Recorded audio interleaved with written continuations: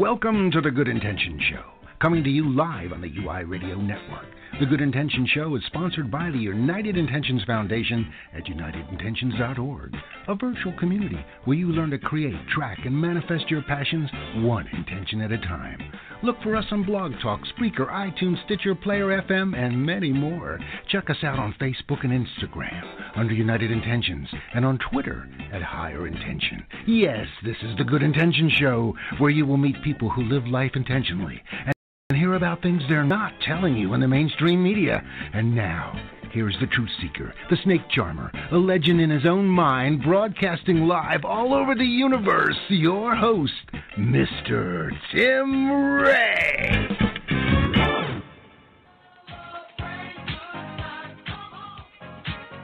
There it is. All right. Jennifer, woohoo, celebration time, huh? I know, we're so excited. Why do you think we're celebrating today? Let's see. We have Dr. Bruce Lipton on with us. Well, you would think that alone would be the reason why I'd want to celebrate. And that is, of course, you have an internationally renowned scientist and spiritual guide for millions. But there's a little more to that. Yes, our site is getting ready to relaunch. Not even that. You know what the real big issue is? What is it? That our energetic frequency is vibrating at a similar rate as Dr. Bruce Lipton's. Otherwise, he wouldn't be here today. At least for the next hour, he is, Yeah. So to me, that is what I'm celebrating about. Yeah.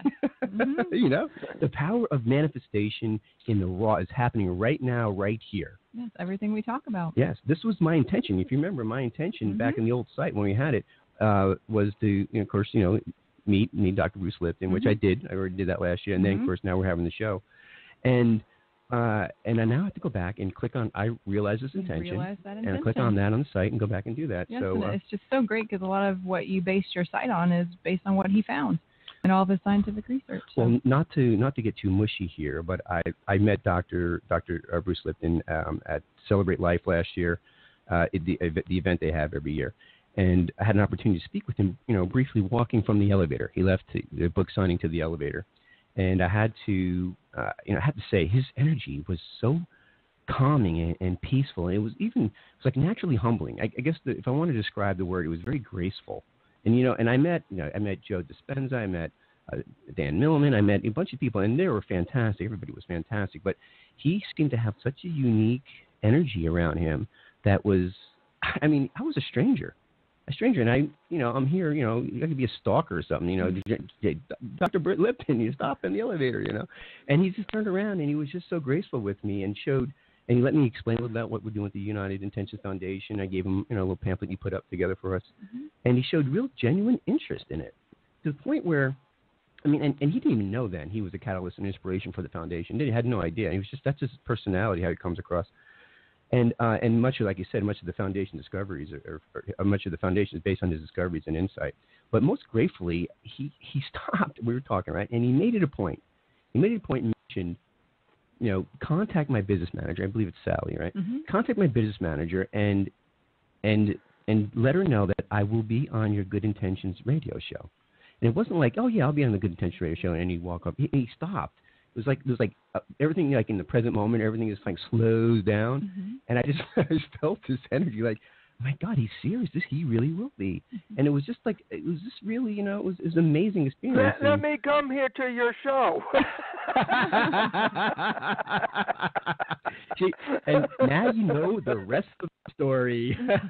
So let me tell listeners about this gentleman, Dr. Bruce Lipton here, a little bit about him, and now I'll introduce him. He's Bruce H. Lipton, Ph.D., bestseller author of The Biology of Belief. And the H, what do you think the H is? I think it's Harry. What do you think it is? I have no idea. Henry? Harry? What do you No, we can ask him. If he wants. He may be one of the little names you don't want anybody to know, So he's a cellular biologist, former associate professor of the University of Wisconsin School of Medicine. His pioneering research on clone stem cells at Wisconsin presaged the revolutionary field of epigenetics. Basically, this guy created a whole new field of science, or led to it. And now the new science of how environment and perception control genes.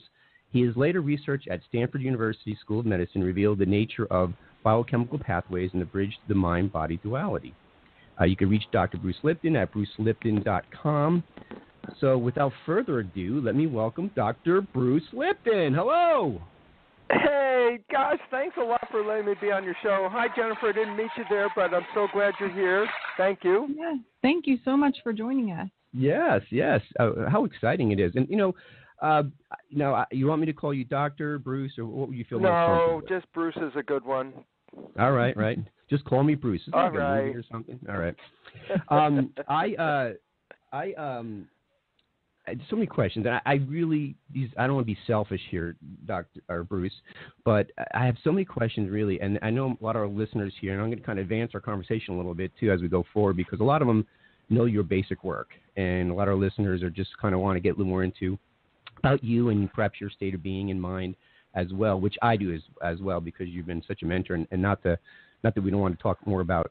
I have a couple questions about your history and what you've done and the cell research and everything. But my first question I really want to ask is, I read actually your actual experiments you did back in the 80s with the discovery of the cell brain being located in the cell membrane and not the in the nucleus. However, I mean, I got the gist of it, but I'm not a scientist, and I'll tell you, some of those words were pretty big. And and I was waiting for this in the abstract. I was waiting for this excitement of understanding, describing the revolutionary discovery that you did, but I was hoping that you would be able to you could share maybe your state of mind, or even take us back, even better yet, take us back to where you were there again and walk us through the moment when you realized the impact of this discovery and how it would transform biological science across other science forever. Oh, transformed Bruce first thing right away. It was listen, I was a scientist because and growing up, there were two pathways. You could walk a spiritual pathway or a scientific pathway, because it didn't seem to be the same pathway. And what helped me choose the science was I've listened to a lot of people as a kid that were so-called spiritual people. They had the beautiful words and nice talk, but as a kid, I could even see it's like, well, their lives don't match their words in any sense. It's like they can spout some good words, but it doesn't seem to manifest. So I sort of lost interest in that right away, and really gravitated towards science, because science is based on truths that are, if it's true on this side of the world, it's true on the other side of the world, because it's a scientific truth based on validation, et cetera. So science seemed to be more truthful than spirituality. So I left behind the concept of spirituality, bought into the conventional science, which is the story of evolution and genes and Darwin and the whole thing like that. Ended up becoming actually a professor and teaching that to medical students. And yet at the same time, I was working on stem cells, and people have to recognize that I was working on stem cells before most of you were born. I was working on stem cells in 1967. There were only a handful of us in the entire world that even knew what a stem cell was at that time. And what was so exciting was that it was a unique opportunity. Stem cells are these embryonic cells that we find in our body as adults. And you say, well, why should I have embryonic cells in my body as an adult? And the answer is fundamentally very important, and that is, a human body is made out of about 50 trillion cells. That's obviously a number that's easy to say, but to comprehend that number is way out of our mind. And we're a community of cells. And what's interesting is every day in a daily life, just average, every day, all of us are losing hundreds of billions, with a B, hundreds of billions of cells die every day. Normal attrition. They have a life, they die. But the thing is, of course, we stay alive no matter how many cells die every day, because we replace the cells that die every day, and that's what stem cells are for. Our body is filled with these embryonic cells. Their function is to help replace the cells that we lose on a daily basis. So every one of us is growing every day, whether we're a kid or an adult, you have to grow, and stem cells are the source, they're embryonic cells. And I'm teaching, at the same time I'm doing work on stem cells, medical students. I'm teaching them the conventional story about genes controlling life, and how genes provide for our characteristics, and this is the conventional story that was being told in medical school at the time. Let me emphasize what's really important about that story, and that is this. in the story, which we teach doctors, which then tell patients, the story is this, is that the genes program the character of our lives, not just our physical character, but apparently the genes were involved with our emotional and our behavioral characteristics. And I say, well, okay, cool, but what's the point? And the point is simply this. As far as we know, we didn't pick the genes we came with. And if we don't like the traits we have, well, we can't change the genes. And I go, well, what is the conclusion of this story? And it's like a very sad conclusion because it says, we are controlled by genes, and we don't control the genes. Therefore, we are victims of our heredity, meaning, oh, my God, there's cancer running in the family, and I could get the cancer gene, then I'm going to get the cancer, and the cancer is going to turn on, the gene will turn on, and all this stuff, and I am a victim, unfortunately. Because when you tell somebody they're a victim, the first thing you've done is disempowered them. Because you say, well, since you're a victim, there's nothing you can do about it, but we'll fix you. Well, the we'll fix you is the pharmaceutical industry, which to me is a horror, if you want me to get down to the absolute truth. Absolutely, I'm with you 100%. It's a manipulation. It's a manipulation. It says, you can't fix yourself, we can fix you, and I'm going to charge you whatever the hell I want. And that's why we'll make you sick and then make money off it too. Well, okay, you want to get to a fact, a wake-up fact, and that is this.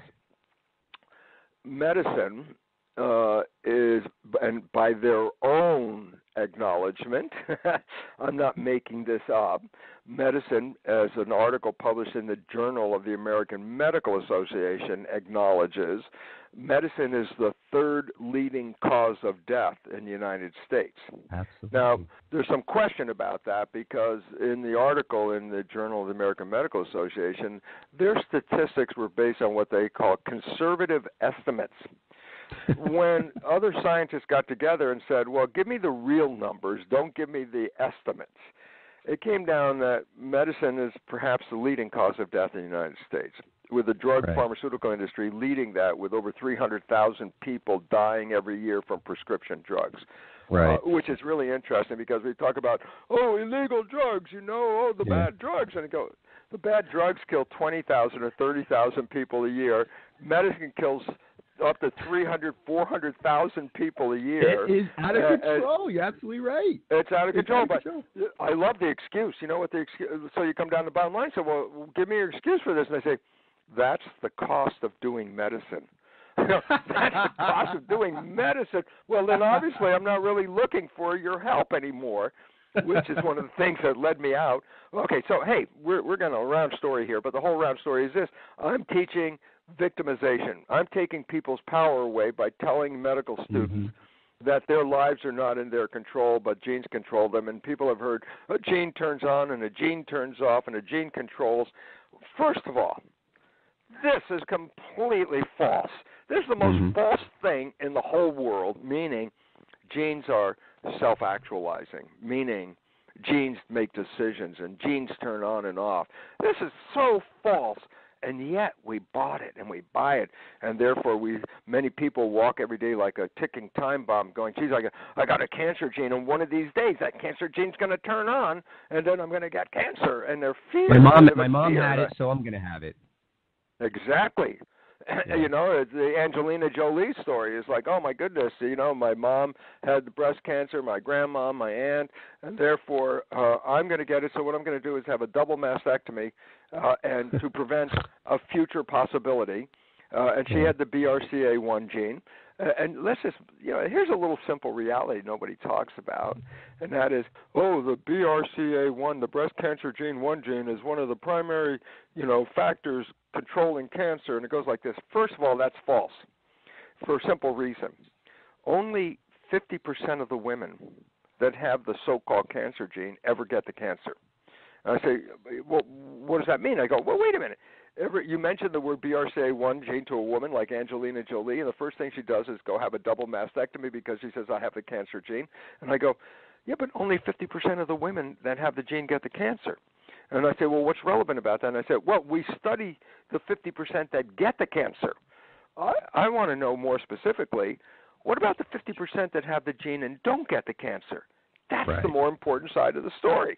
Well, that's not discussed because who wants to discuss health when you could, talk about disease, So basically it says this. Let's give a first scientific reality wake-up call at this moment, and that is this. A gene is a molecular blueprint. It's the equivalent of a blueprint in an architect's office. A gene is a blueprint to make a protein. A protein is a building block of the body. It's a physical building block. So when you look in the mirror and see yourself, your physical structure, that's due to the proteins. The proteins are the building blocks, but the genes are the blueprints to make the building blocks. Okay, so I say, well, what's great about that? And I say, it's a blueprint. You go into an architect's office. She's working on a blueprint. You lean over this architect's shoulder and you ask her, is your blueprint on or off? And she looks at you like, what, are you crazy? It's a blueprint. It's on and off. I go, precisely, exactly. What's the point? DNA is a blueprint. It has no on and off capacity. It does not make decisions. It does not control itself. It does not control you. It does not turn itself on or off. And I say, well, wait a minute. The whole belief system is genes are controlling my life. And I go, totally false. 100% scientifically, totally false. Genes do not make decisions. Genes are controlled by signals from the environment. And more importantly, genes in the human are controlled via the nervous system by not just the environment, but our perception of the environment. And you say, what does that mean? I say, you could live in the healthiest environment in the whole world and have a perception that this is a toxic environment. And I say, well, what would be the consequence? I say, well, your cells in your body will respond as if the environment is toxic, even though the environment is perfectly healthy. And I say, well, why did it do that? Because my brain sent signals to the cells saying, oh, scary, toxic environment, and it wasn't.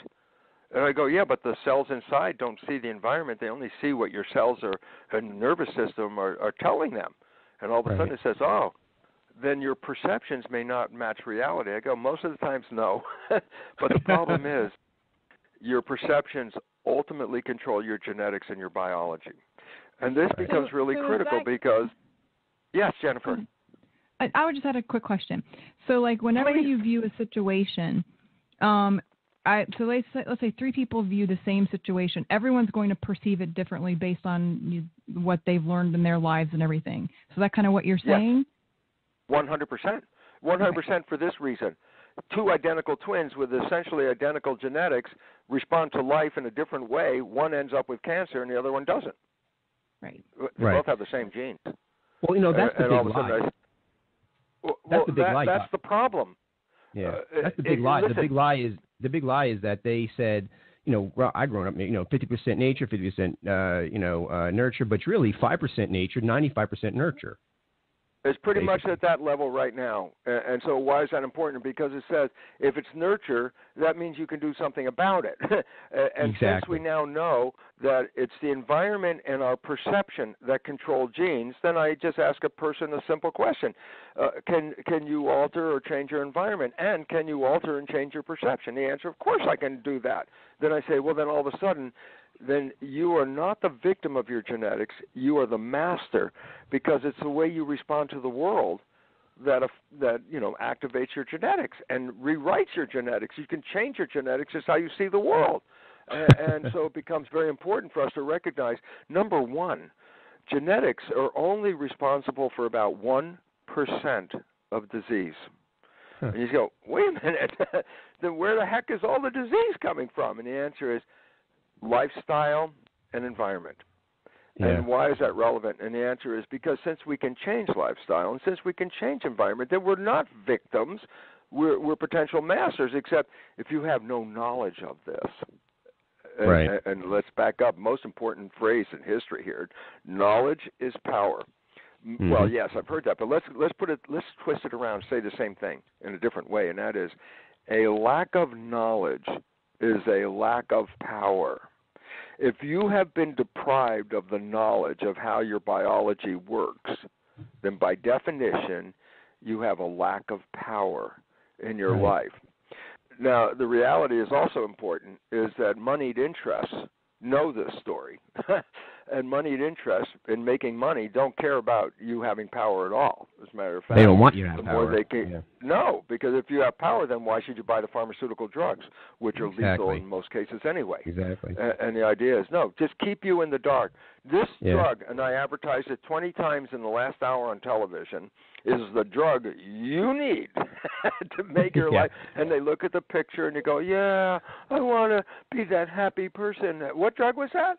Okay, I'm going to go to my doctor and tell my doctor I need this drug, which was the whole idea of advertising drugs. Right. And the reason is because they used to advertise to the doctors by giving them money and giving them free trips and vacations and saying, yeah, push our drugs. Then they found, you know what? Bypass the doctor, put it on television, make the ad that, elicits that emotional response. Yeah, oh, God, I need that drug. Yeah. And guess what? The patient will sell the drug, not the doctor. The patient goes in and says, doctor, I need this drug. And all of a sudden, and then the joke, here's the joke. Then what's the doctor in this case? And the answer is a drug dealer. Yeah, literally. You're absolutely right. A drug absolutely. Dealer. Great way to look at it. Especially with kids now, too, pushing the Adderall and everything else. But I know, right? A crime. And they're the worst against humanity. Right. It is crimes against humanity. It really is. I'm glad to see your passion in that. One of the things I want to ask you about in academia, because even you talk about it, and this is where, like you said, whoever has power has control. The academia, and even our education arena, they're 15, 30 years behind. Like, for example, I still, with my science teachers, or my kids' science teachers, they still think the brain of the cell is located in the nucleus to this day. And the books are even somewhere reflecting that. And this has been 30 years since and epigenetics is booming. I mean, it's already around. And the new science is a whole new science. It's called signal transduction. Signal transduction is the science of how environmental signals, or signals from the brain in perception, how signals control biology. Well, in that flow of information, the gene is at the end of the flow. Right. Between the environment and the gene is the cell membrane, which reads the signals and then engages the functions in response to the signals. So the membrane of the cell is reading environment and then adjusting the biology to meet the demands of the environment. The genes are passive. They're just programs. And it's interesting because in the old days, well, in current days for most people who are uneducated in this, the genes are the source of control, as we talked about. And as I said, and that belief system is the one that says you have no power, but if you buy these drugs, you can control it. And that's a belief system. And it turns out, well, it's totally wrong. That we can change the genes in our body, that every gene in our body, we can make several thousand variations on the expression of every gene in our body based on how we respond to the world. And I go, wow, that's really true. And it's like, and it's interesting because it says it's mind over body. And then we go, oh, this is new agey. And I go, this is not new agey. This is hardcore science, my friend. Doc, my understanding, there was some Russian experiments done that shows how each type of thought waves has their own unique properties, such as like higher frequency or positive thoughts waves would have shorter frequencies, but lower or negative thought waves would have longer frequencies. And my understanding is the reason why is because it's important to know that this affects our DNA differently, or at least triggers different parts of our DNA, which then affects our ability to rewrite new DNA or not rewrite new DNA. Is that accurate? And can you speak to that? Well, basically, let me explain how simple the mind-body thing is, so that we can get out of the new agey concept about it. Okay, and it goes like this. I was cloning stem cells. I said stem cells are embryonic cells. They're multipotential. They can become what is needed. When cells in your body die, you replace them with the progeny of the stem cells. So I say stem cells an embryonic cell. I put one stem cell in a culture dish. This is what I did in 1967. I put one stem cell in a culture dish. I say, well, what's the relevance? I say, well, the cell divides every 10 or 12 hours. So first there's one cell, then after 10 hours there's two cells, and after 20 hours there's four, and it doubles, and after a week, 50,000 cells in the Petri dish. Yeah, but what is the most important point about this, and that is they all came from the same parent cell. Point. I have 50,000 genetically identical cells in a Petri dish. I go, great. I say, now what about the experiment? I say, I split the cells, genetically identical cells, into 3 different Petri dishes, and I change the composition of the culture medium. That's the stuff I synthesize to grow cells in a tissue culture. The cells are like fish. They grow in a fluid environment. I got to create culture medium. You say, well, what is culture medium? I go, it's the equivalent of blood. If I grow human cells, I look at human blood, its composition. I try to make a synthetic version of that and feed it to the cells in a culture dish. If I grow mouse cells, I look at mouse blood composition and do likewise to grow mouse cells. So culture medium is the synthetic equivalent of blood, okay? Now here's what the whole story comes down to, and this is what changed my life. I have genetically identical cells in 3 dishes, but I changed the chemical composition of the culture medium. I changed the equivalent of the blood, the chemistry of the blood. And I go, in one dish, the cells form muscle. In a second dish, the cells form bone. And in a third dish, the cells form fat cells. And I say, question, what's responsible for controlling the fate of the cells? Now, the first thing is this. All the cells were genetically identical. So you can't say that the genes in one culture were different than the genes in the other culture. No, they all have the same genes. So I said, then what is it that controls the fate of the cell? And the answer was the chemical composition of the culture medium, the equivalent of blood, the environment in which cells live. Change the environment, change the fate of the cells. And you go, okay, great. That's a cool experiment about cells in a plastic Petri dish. And then I go, okay, now let's turn the thing around and make the joke. And the joke is this. We look in the mirror, we see ourselves. I say, oh, there's one individual. I look, I say, oh, there's Bruce, one organism. I go, misperception. Point. Bruce and every one of us is made out of about 50 trillion cells. The cells are the living entity. When you say the word Bruce, by definition, you're talking about a community of 50 trillion cells. The term Bruce is a term that covers a community. Bruce is not a single organism. He's made out of 50 trillion cells. Point. And the funny part, if you think about it, a human is a skin-covered Petri dish with 50 trillion cells inside. So under your skin, you're a culture dish. You got 50 trillion cells. I go, yeah. And guess what? You got culture medium. Yeah. And guess what? The chemical composition of your culture medium, the blood, controls the genetics and the behavior of the cell, just like it did in a plastic dish. So it doesn't make a difference if the cell's in a plastic dish or a skin dish. It still responds to the chemistry of the culture medium, and in the case of the human body, it's the blood. Now we're coming down to the most important part, because what did we find out in the first study? The chemical composition of the culture medium controlled the fate of the cells. I go, absolutely. Then I say, okay, and what about the 50 trillion cells in my body? I say, well, it's dependent on the chemical composition of my blood. Then I go, okay, who controls or what controls the chemistry of the blood? Okay, step 1, the brain is the chemist. It adds hormones and growth factors and cytokines, agents of the immune system, et cetera, to make the blood. So the brain is mixing the composition of the blood. Now the last, and this is the part that's like, oh my God, the question is, so what chemistry should the brain put into the blood? And then all of a sudden the answer comes. It says, what perceptions or belief do you hold about life? Simple, just simple thing. Right. We're sitting there. We're looking. Our eyes are closed. We open up our eyes, and we see someone we love in front of us.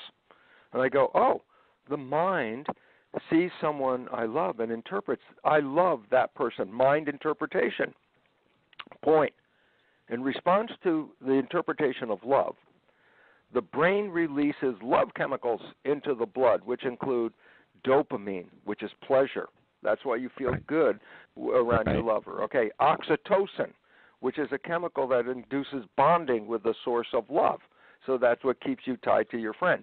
Vasopressin, a chemical that makes you more attractive so that your friend is keeping an interest in you because of your attractiveness. And growth hormone is released when a person experiences love. And that's why when people are in love, they say, oh, look, you can see they're in love. See how they glow?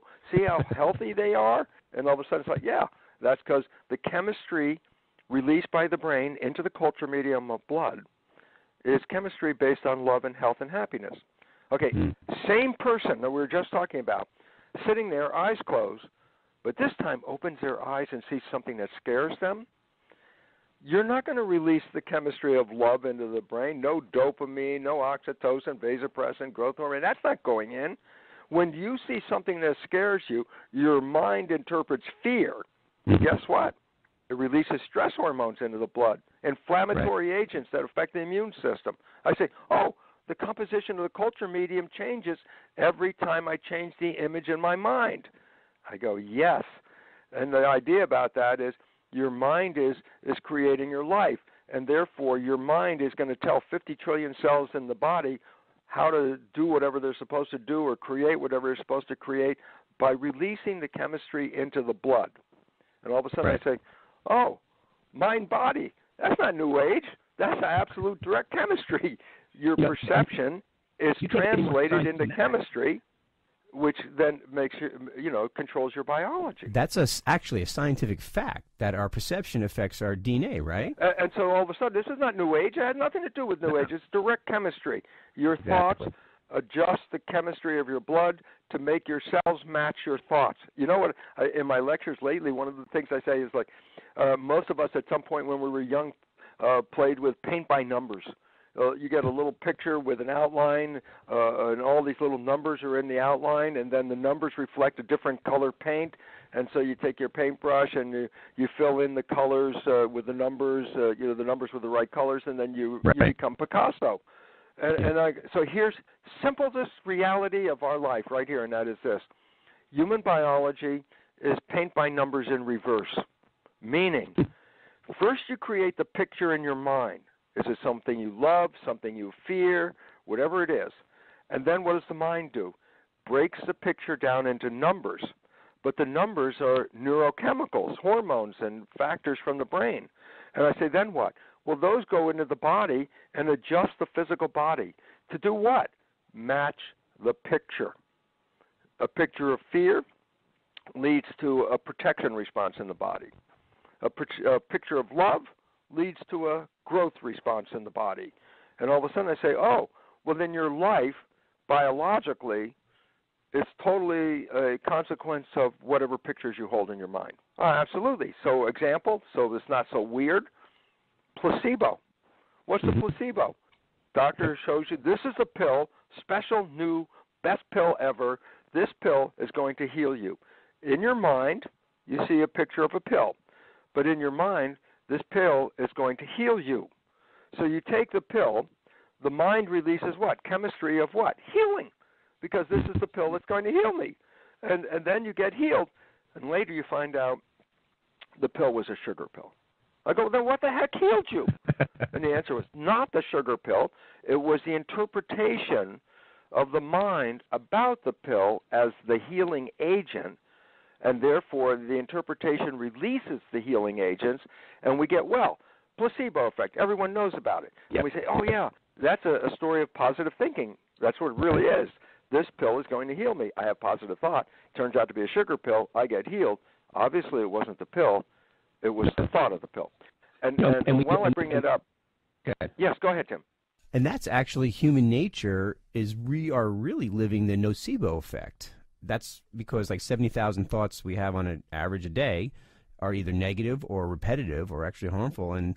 And so we're really more conditioned to experience a nocebo life rather than the placebo effect. And when we do experience a placebo effect, we may not hold it long because we go right back to our negative subconscious conditioning, which again is back into the nocebo effect. Yeah, and the consequence, while everyone focuses on the placebo effect, which is a result of positive thinking, they have not been informed of the reality that negative thinking, nocebo effect as we mentioned, nocebo effect, is equally powerful. So in other words, a positive thought, placebo effect, can heal me. A negative thought actually release chemistry from the brain to manifest the negative experience. So the result is a positive thought can heal me, a negative thought can kill me. It's called a nocebo, and it's unfortunately very true. And I say, well, what does that mean? I say, well, let's say you go to a diagnosis with a medical, person giving you a diagnosis and says, I'm sorry, you got cancer, you're going to die. Guess what? That's big nocebo effect, big one. Right. And I go, what's the relevance? The belief system that you just heard is going to take that negative news and turn it into what? Chemistry that will kill you. You will die according to the diagnosis, even though you may not even have the disease in the first place. So the whole emphasis comes down to genes had no control over this, but your perceptions and beliefs of life were turned into chemistry by the mind into the brain. The brain releases that chemistry, which is matching the picture, to the cells, and this chemistry controls the genetics and the behavior of the cells so that your cellular body and your behavior and everything else becomes a complement to the picture you hold in your mind. Now, my next question, Doctor, or I should call you Bruce, we know why and where and what and how our thoughts affect our health and body, but let's take this conversation outside of our body for a little bit. And we know that our thoughts can travel outside of our heads, basically, to my understanding, by looking at the results, like remote viewing, ESP, even the twins that you mentioned, or a mom that knows something that happened to her child that could be miles or thousands of miles away. But we don't know how it works, my understanding. And if that's accurate, can you share some ideas on how that is possible to begin with? Well, what's important is this. In our conventional world of conventional medicine, conventional doctoring is based on a concept called Newtonian physics. And you go, what the heck does that mean? Well, from ancient times, people on this planet recognize there's just two realms to our universe. The visible, physical, material, mechanical realm, the things you can see, the things you can touch, the physical body, the drugs, the chemistry, the cells. These are physical and mechanical. But Right. It was also recognized there's an invisible realm. There's stuff between you and me in the empty space. And I say, well, what is this stuff? Well, physics has called this the energy realm, that there's invisible information in there. When I talk about energy, we also have to recognize this. People say energy, but energy has two definitions. Energy can be motive power. In other words, do you have the energy, does your car have the energy to drive up the hill? And I go, yeah, it uses fuel, burns fuel. The energy released from that fuel is power and causes it to move. So sometimes we look at energy as power. But I also say, yeah, but look, you're sitting in a room right now and television broadcasts and cell phone broadcasts and radio broadcasts are passing through this room right now wherever you are. It's invisible. It's energy. It's not going to cause your car to drive up the hill. It's information. So I say, then energy has two roles, physical power and information. I go, yes, and here's the problem. The information part has been left out of our science. We look at biology. Oh, you want to adjust the biology? Put a chemical in to affect the chemical body. That's chemical versus chemical in this case. And I say, what about energy? And they go, what are you talking about, energy? Well, in a Newtonian world, you never bring it up. But the problem is physics, the mechanics of the universe, that's why they call it like Newtonian physics or Newtonian mechanics, quantum physics, quantum mechanics. Physics means mechanisms. Right. Well, the quantum physics mechanisms reveal that invisible stuff that we've ignored in the Newtonian world, that invisible energy out there. That makes it's not just of our T cell, yeah. Oh, it's the most important factor influencing the formation of the cell. Right. And we've left it out of the story. And I go, yeah. And as we talked about, as you brought up, your thoughts are energy vibrations, which you can read with, let's say, put wires on your head. We call it electroencephalograph. I could read your brain activity, and I go, great. I can, show you on the chart. Here's how your brain's functioning. There's a new process to read brain function. It's called magnetoencephalograph. Instead of EEG, it's called MEG. And I said, what's relevant? I said, well, it reads brain activity just like EEG, but there's something profoundly different. I go, what is it? The probe to read the brain energy is not touching the human body. The probe is outside your head. And I go, well, what does it mean? Well, fundamentally, it says this. Your thoughts, which are energy of information, are not just contained in your body. They're broadcast into the field. And I say, yeah, but this information not only controls your body, but what about other people's bodies that are in the field as well? Well, an individual person's thought may not affect a lot of people's bodies, but the more people that share the same thought, the more amplification of that thought, that energy, that information. And if enough people have the same thought, even a passerby who is not even interested in that thought will be entrained, they call it, pick up that thought from other people if enough people are doing it. And that's why all of a sudden a mass crowd response occurs. When enough people believe the same thing, it turns our reality into that belief. If it's a positive belief, that's great. If it's a negative belief, then we all suffer at the same time. Exactly. And unfortunately, Doctor, is that some type of signal? Is that some type of signal transduction going on between molecules across thousands of distance? I mean, science isn't there yet, but I mean, there's definitely that's happening. We're seeing it. We see the end result of that collective intention. You know. But let me give you an experiment that, if you get this experiment, it's mind-blowing, and it goes like this. I take some cells out of your body, Tim. I move it 40 miles away. I have a tissue culture dish with your cells 40 miles away. I put a device to read the electrical activity of the cells, something like a lie detector, electronic activity. And I have you in a room, and your cells are 40 miles away at the same time. And if I elicit an emotional response in you at exactly the same time 40 miles away, your cells will engage in a lot of electrical activity. Wow. Say, wait a minute, what does that mean? And it's like, here's what it means, and why is it so profound? No two people are the same biologically, which is demonstrated by a simple fact. If I take my cells out and try to put it into any other human body, the recipient of those cells, their immune system will look at my cells and go, not self, and try to eliminate them because they don't belong to the system. So the immune system will get rid of not self. And I go, oh, wait, but then no two people have the same self. I go, absolutely not, because we can't exchange parts with each other. So I say, well, where is the self that makes two people different from each other? Well, the primary thing is on the surface of our cells are little antennas, like nano TV antennas, picking up broadcasts from the environment. There's a set of these antennas that medicine studies a portion of them, not the whole thing, a portion of these receptors, that's what they're called, that distinguish one person from another. And so, in fact, in medicine they're called self receptors, receivers of self. I go, yeah, where are these antennas? I say, they're on the outside surface of the cell. Well, then logically, where do you think the signal is going to come from? Not from the inside.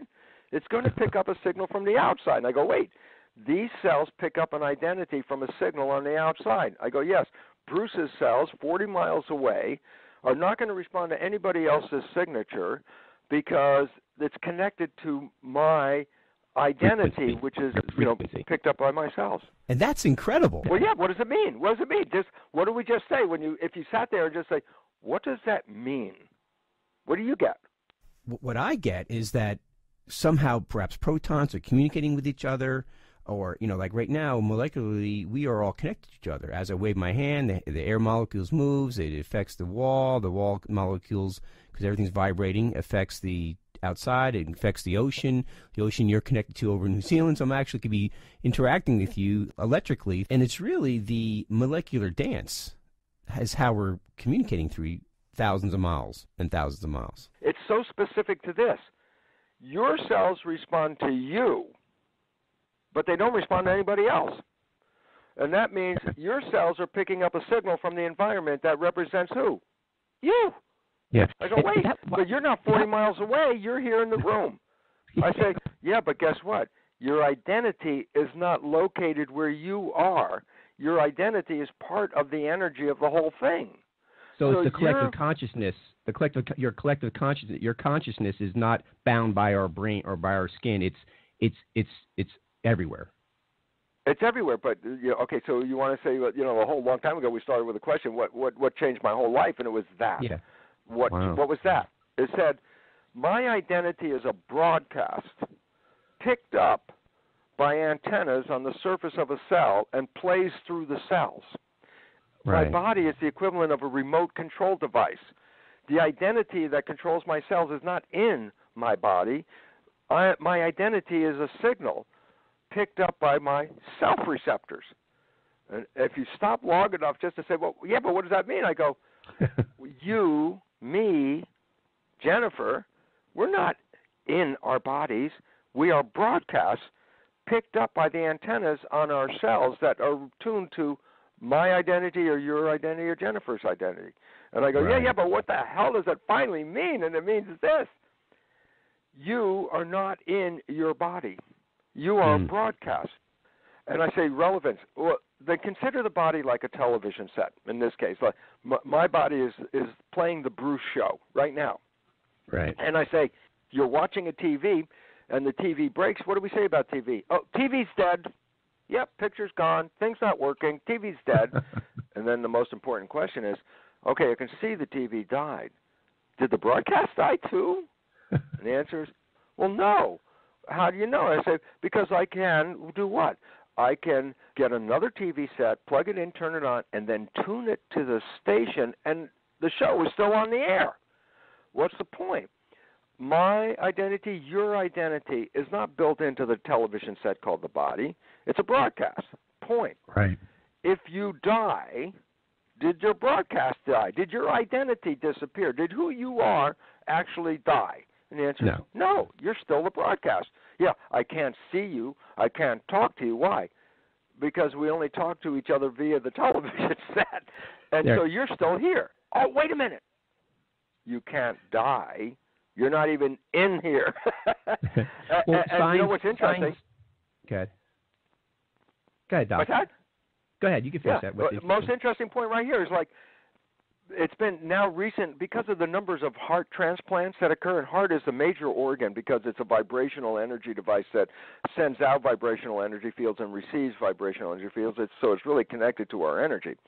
Right. When people get a heart from somebody else, obviously who died, upon receiving that heart, they also pick up characteristics of the person who had that heart, who's dead. Okay, and now how profound? Listen to this one because this is in the book. There's a whole book, Change of Heart, by Pearsall is one of these books. Who's supposedly dead, yeah. And in there's a story about a young girl who got a heart, obviously from somebody who died, got the heart, immediately started having nightmares of being killed. Vivid. Every night, same nightmare. So the doctors finally went back and said, well, where did this heart come from? Well, it came from another young girl who was killed. When the recipient of the heart described the nightmares to the police, they were so vivid, they actually caught the murderer. Wow. What's that is crazy. What's the point? What's the point? This young girl is dead, but her heart, which is the big energy source, has her antennas on it, her self-antennas. So even though her heart's in another body, it's still receiving the broadcast from the source. Well, that's so while the girl is dead, her heart is still downloading her stuff. Well, that's we didn't die. That's circumstantial evidence of the consciousness still existing. I mean, that's the end result of it. You know. Absolutely, and it says we're immortal spirits, but we come back when a future embryo shows up with the same set of antennas, which is a complex set of these self-receptor antennas. If a future embryo comes up with the same set of antennas you have now, you're back online, but in a different television set. It doesn't make a difference if it's male or female. It doesn't make a difference if it's black, white, yellow, red, brown. Yeah. That's the television set. We are not the television. We are the broadcast. We are the such a great way to describe it. And that is brilliant. And Doc, I have a couple more key questions. Is there any way we can hold you over just a little bit, just get some more of my questions? Okay, great.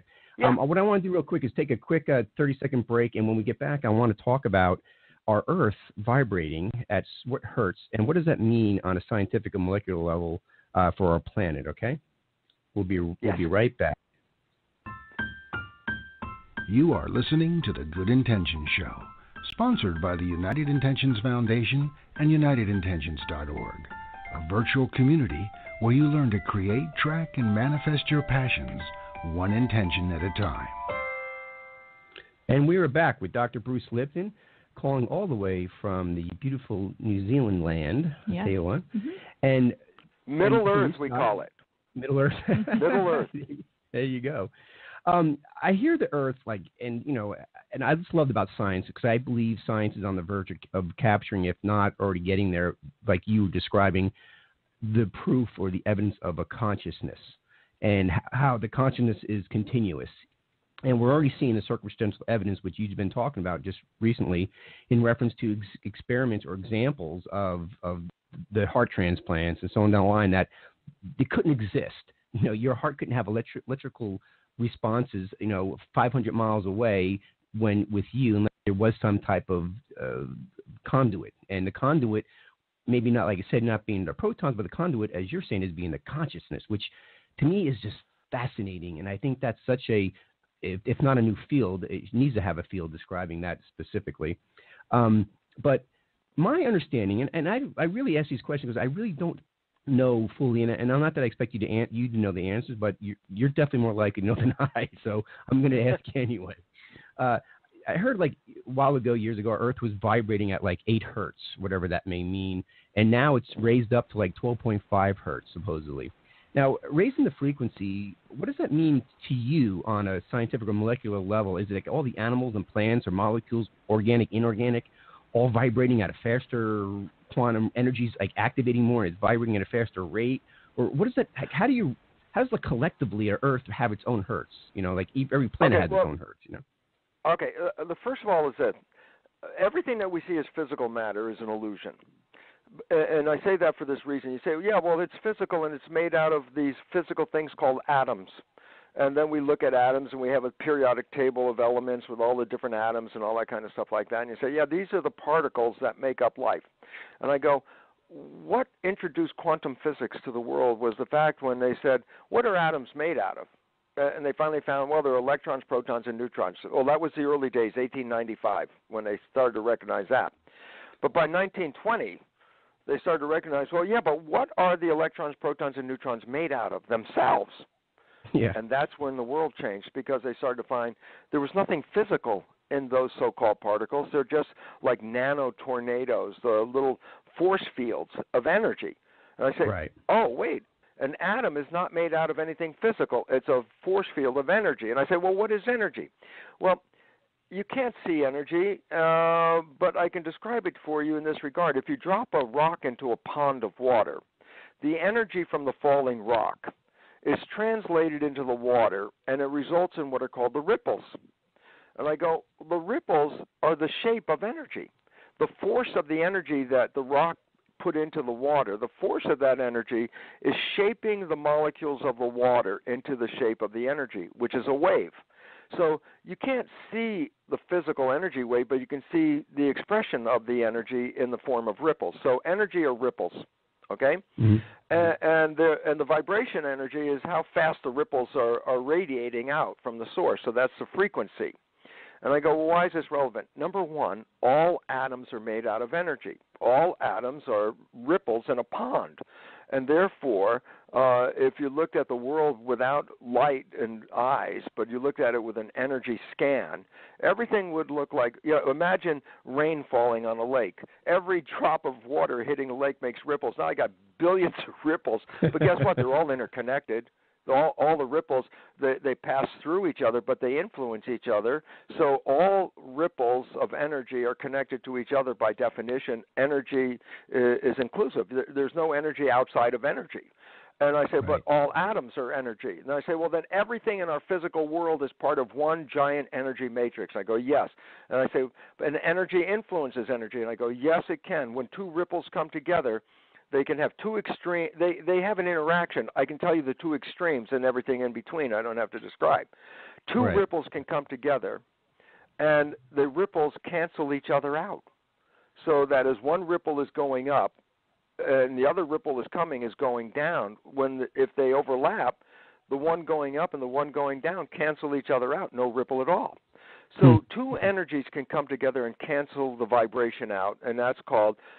In conventional science term, is called destructive interference. Interference meaning ripple A is interfering ripple B. Destructive means when the two ripples interact, they cancel each other out. In contrast, two ripples, A and B, come together, but they're both, let's say, both going up at the same time, both going down at the same time. They're in harmony. I say, well, if ripple A is going up and it meets ripple B, which is also going up, then you add up the value of the energy. They're interfering, but now it's not destructive, it's constructive interference. Point. Two energies can come together and enhance each other and make more energy. Or two energies can come together and cancel out each other. In technical terms, constructive, destructive interference. Human terms, because we experience this, is called good vibes, bad vibes. Meaning, exactly. sometimes you go to a place where the energy is in harmony with you. Meaning, when its energy is going up, your vibe is going up, and your wave and its wave are together. I'm feeling it now. What? I'm feeling it now, Bruce. It's going up right now. I'll tell you that. That's the good vibe. That means more energy. Yeah. Bad vibes is when two energies come together and cancel each other out. And since vibration is equivalent to life, energy is life. Energy is vibration. Vibration is life. If you cancel the vibrations, that means you cancel life. Oh, yeah, bad vibes. That's what it's all about. Good vibes is, oh, I enhance my energy. I increase my life. Good vibes. So what's the point? Everything vibrates at different frequencies. The earth vibrates at a frequency. All the atoms vibrate at frequencies. There are frequencies that are shared by things. When things share a frequency, then they're in resonance or in harmony with each other. So if I vibrate A and it's in resonance or harmony with B, when I vibrate A, it affects B, okay, in a positive way in this case. So why is this important? There are vibrations in the field. Vibrations can mean either two things. Force. Yes, it's an energy force that's pushing, or information. So when you talk about the earth vibrating, I can say, well, there's a force associated with that, but there's also information. And if you can read the vibration, you're reading the information. If the earth's vibration is ramping up, it says we're also changing the information pattern. And this is what's going on. Right. The world is evolving, and it's evolving everything in it in regard to that vibration. We, as participants in this world, are affected by higher vibrations. And higher vibrations are moving civilization, which is a physical structure. It's causing it to vibrate at a higher speed. Information is changing. The world around us is changing. We're waking up to the reality that the field is telling us we're not in harmony. Right. Because it's time to take those intentions and manifest them and not just keep them turning around inside of our head and not getting them out.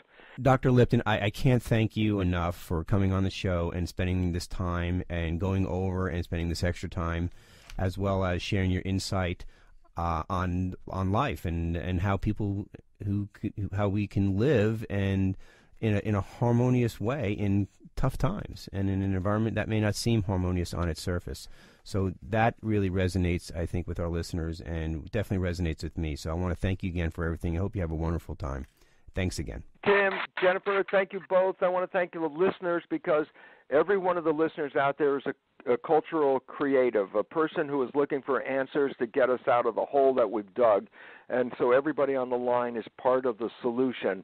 And I appreciate everyone listening because it is now time for us to actually make the difference that we can think about. Good day, everyone. Love you. You have been listening to The Good Intention Show on the UI Radio Network. The Good Intention Show is sponsored by the United Intentions Foundation at unitedintentions.org. Look for us on Blog Talk, Spreaker, iTunes, Stitcher, Player FM, and many more. Check us out on Facebook and Instagram under United Intentions and on Twitter at Higher Intention. Be sure to log on to unitedintentions.org, a virtual community where you learn to create, track, and manifest your passions, one intention at a time. Have a wonderful day